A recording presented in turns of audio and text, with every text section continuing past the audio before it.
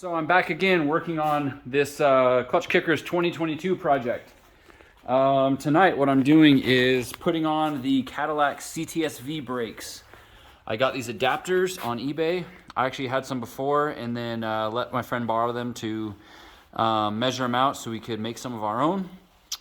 And they got lost. So I ordered some more on eBay. What you have to do is they actually send you a tap. Where is it? Oh, there it is. It's an M14 tap, and so what you do is you actually tap this hole in the knuckle so that you can thread a M14 bolt into it that bolts the bracket on, and then the bracket allows you to bolt the caliper on like that. So you've got your bottom hole, and the top hole goes through the knuckle, bottom hole is on its own, and then that hole bolts the bracket on. Now, one second. The problem we have is once everything is lined up and bolted in place, there is a gap on the bottom. See that little gap? And that is because it's hitting up there. The piece of knuckle is hitting on the face of the caliper. So, when I got these calipers, they were on a different vehicle, and someone had already ground this down with a grinder. These marks here are from when I just put it on my mill and started milling away at it. And I came and test fitted it again, and that's when I decided to start filming to show you guys what I'm doing. I bought this mill a while ago. It's an old manual mill, and I've used it for so many little things. I don't even know how to use it really, but I'm learning just like the different things I can do with it. Basically, at this point, it's like glorified drill press for me, and that's kind of how I use it. But in this case, I can actually put this caliper in the vise and then run the facing mill across it and just cut this out. And it looks like I need to go a little bit further, and so that's when I decided to grab the camera and show you guys how I do it. So let's go over to the mill, and I'll show you my non-fancy way of how I do this stuff. One of the problems is I don't have a lot of fixtures, not fixtures, what it's called, bits, attachments for the mill. So the one I've been using is it's just a 5/8, what's that? I don't even know what that's called. It's a 4-flute mill piece. So I'm just gonna put this as flat as I can in the vise and tighten it up. Of course, it's not sitting perfectly level.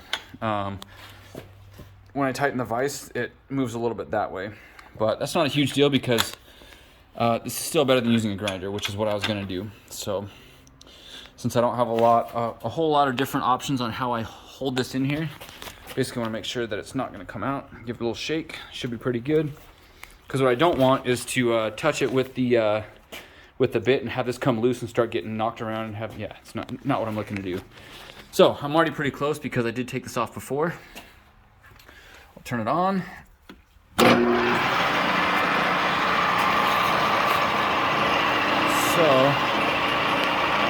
sorry, this is hard to do with a camera in one hand.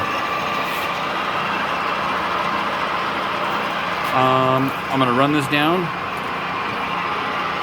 and get it close.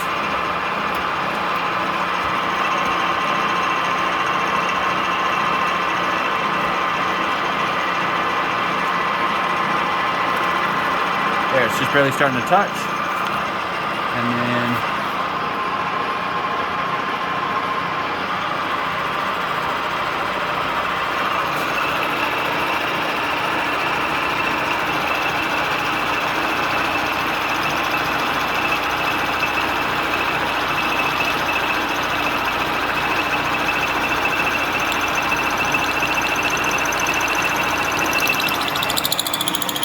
I don't like that sound.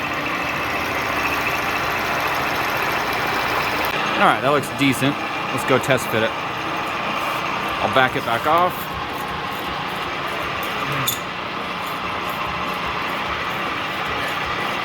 And then we'll shut it off.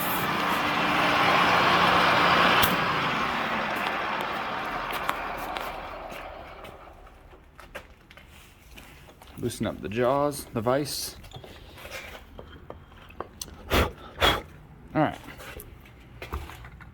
There it is. Cut it down a little bit. Not the best thing in the world, but man, sure made that job a lot easier. And I didn't have to use a grinder. So I'm just gonna replicate this on the other side and it should work out. I'll show you this caliper that has not been done yet. You can see that, it's just a bunch of grind marks versus the one that I have milled down pretty well. So, yeah, let's see if it fits now. Man, it's really hard to film with one hand and work with one hand.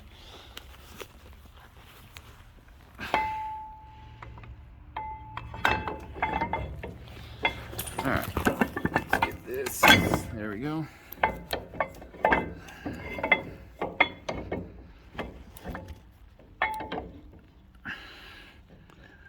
That looks like it's gonna work. That gap is closed up. Focus, focus. Yeah. Okay, I'll bolt this on and then show you guys. I did not get any instructions. Also, to be fair, I haven't really searched for any instructions, but it looks like I need to put a washer or a shim behind, in between the caliper and the bracket. Because now that everything actually is bolted on and I put the rotor flat, you can see that the rotor is spaced outward, meaning it's touching right here and it's got a gap right there. So the entire caliper needs to be moved that way by putting a spacer behind the bracket on both of those. And the kit comes with a bunch of washers, and now it kind of makes sense that I should be putting a spacer behind here. So I'm going to do that and then show you guys what that does. So something kind of odd, but when I get this all lined up, I ended up with 2 washers behind that, the lower one, and where is it? 1 washer behind the top one. But that gives it the best spacing between both the bottom and the top. Spacing, I mean between the rotor and the caliper. Right there, and right there, and right there.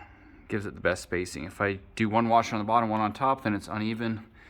So I use uneven washers to make it fit the best I could, and that is with the rotor being pushed flat against the hub. So not sure why, but I'm gonna run with that for now. I'll check the other side and see what that ends up like. And then that's also where I machined. There's a gap up there. Where is it? Yeah, that's got proper gap above there, whereas before it was touching. So I'm happy with that because it looks pretty good. Now the problem I'm gonna have is the wheel without a spacer does not clear because that caliper is so big. So I'm gonna need a bolt-on spacer in order just to clear the brakes. So that's my next hurdle. Got to figure that one out. All right, so I got them to fit, and ironically, the opposite side also needed 2 washers on the bottom and 1 on the top to look fairly straight. So I don't know exactly what's going on with that, but they look pretty good in there. These are really, really big brakes. I bought some Power Stop Extreme brake pads to support the homie Ryan Literal in his program. But yeah, here's the back side. You got the adapter bracket.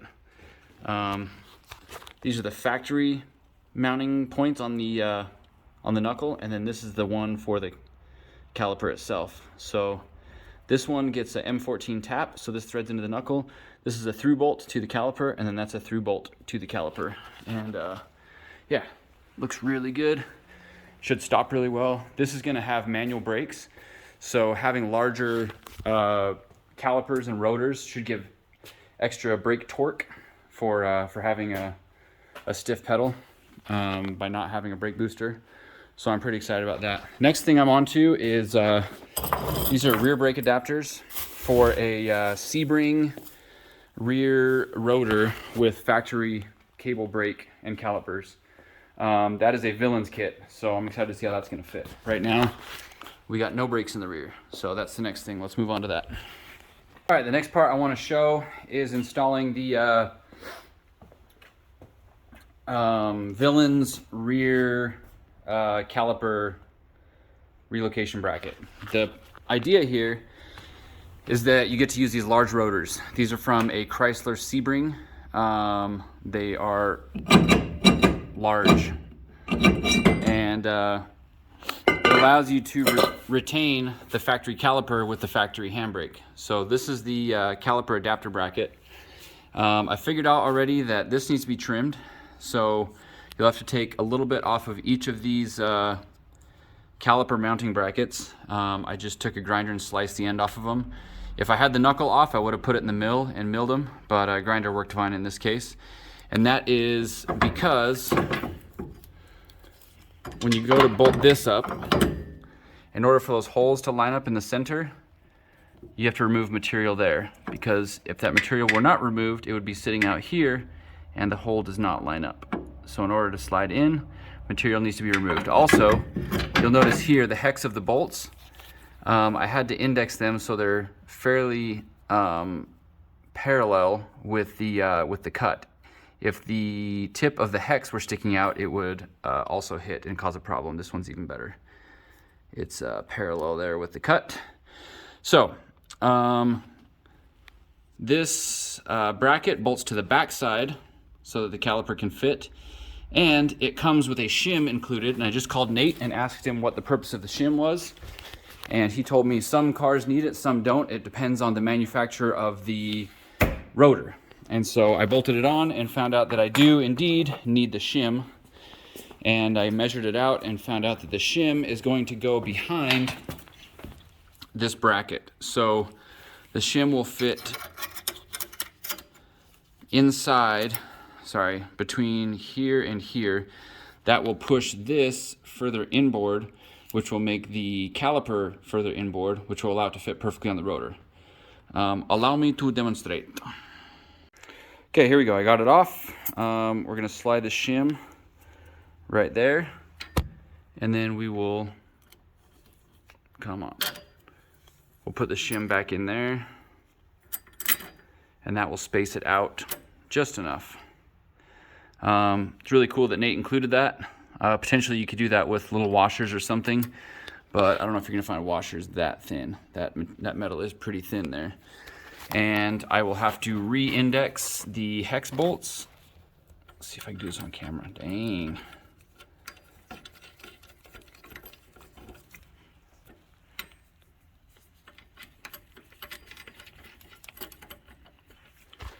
So you see there, if it's like that, it could potentially interfere. If it's like that, it does not interfere. So after I get them snug, I'm gonna hold them in place and then tighten them from the back to make sure that they do not interfere with the caliper itself fitting on there. All right, so I got it fitted up. It looks like it's on there pretty good. If I hold the rotor flat, the spacing between on each side is pretty good. And you notice if that shim was not in there, then it would definitely be spaced offset and would not be even. So that worked out pretty well. It fits up pretty nice. You see our gap between where we had cut. If we had not cut, then it would be hitting.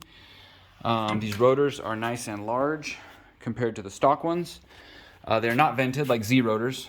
Z rotors, of course, require Z calipers and do not have the integrated handbrake. So with a Z caliper, you have to use an inline handbrake or the factory drum, which is kind of hard to adapt. So this is a good solution. One thing you'll notice is the pad contact will not be 100% on the rotor. You'll probably be getting about 3/4 of the surface pad contact, so there will be some pad hanging over the edge that will not get used, so your brake pads will wear a little bit funny. But with the added brake torque, and if you get some good pads, I don't think it will be that big of an impact. So I'm excited to see how that works. I've been using the Power Stop brand track day pads. They were $90 shipped on Rock Auto, and they work really well. I have them on my other car using a factory cable handbrake with a large rotor, and I'm really satisfied with how they work. So I'm going to use that same setup on this car and hope that it works well. I really like the cable handbrake, the feeling of that, and so I'm going to stick with that on this car. So we'll see how that works out. But pretty excited overall with how that fits and how it's going to work.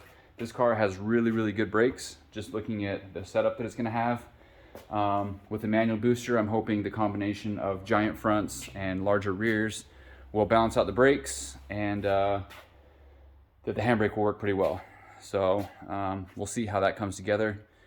I'm going to call that a night for this video. I'm going to go install the other side, but I don't need to show you that process because I already did it. And then I'm going to head home. So thanks for watching. On to the next part. I was wrong about something. After I completed putting everything together, it looks like the pad does make full contact with the rotor. It does not hang over the edge. It goes to the very edge and actually uses as much of the rotor as possible. And since it is such a large rotor, I was mistaken in thinking that there would be overhang, but it's probably not going to use like maybe 10% of the very inside of the rotor. Well, you can see right there, but that is pretty good rotor contact, and then it does go to the very edge. So I was wrong about that. This is a very great design by Villains. I wasn't saying that it wasn't a great design. I just thought that it wasn't physically allowing full contact of the rotor, but it is. So it looks really good. I got the cable installed on this car and made it so that the cable handbrake actually works, and so far everything's working. So now I just need an engine and a few other things, and I can go drive it and see how well it really works. So once again, thanks for watching, guys.